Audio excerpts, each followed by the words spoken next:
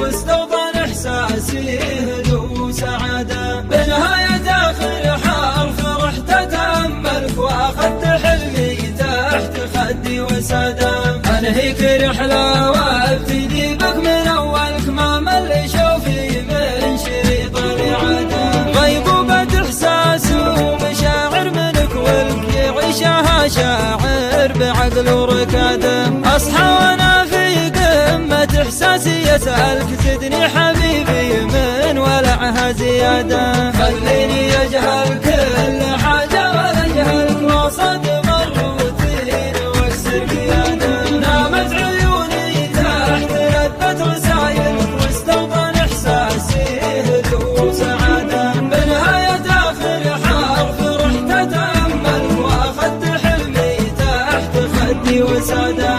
أنهيك رحلة وابتدي بك من أولك، ما مل شوفي من شريط الإعادة.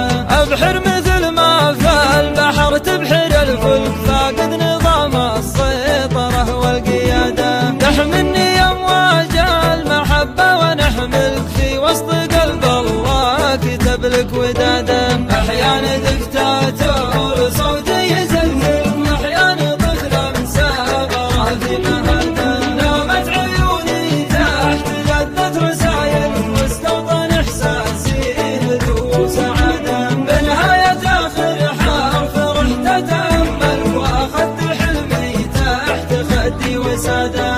أنهيك رحلة وابتدي بك من أولك، ما مل شوفي من شريط الإعادة. وأحيانا شاعر بعد بالبوح يشعلك، بين الألم والياس يكبح جواده. وأحيانا في ثقلك وقلة مواصلك أقسى محطات الألم والنكادة. يا جوي اللي فيه يثر تعاملك، الحر برده والدفا في مراده. نامت عيوني تحت لذة رسايلك واستوطن إحساسي هدوء وسعادة. بنهاية آخر حرف رحت أتأملك وأخذت حلمي تحت خدي وسادة.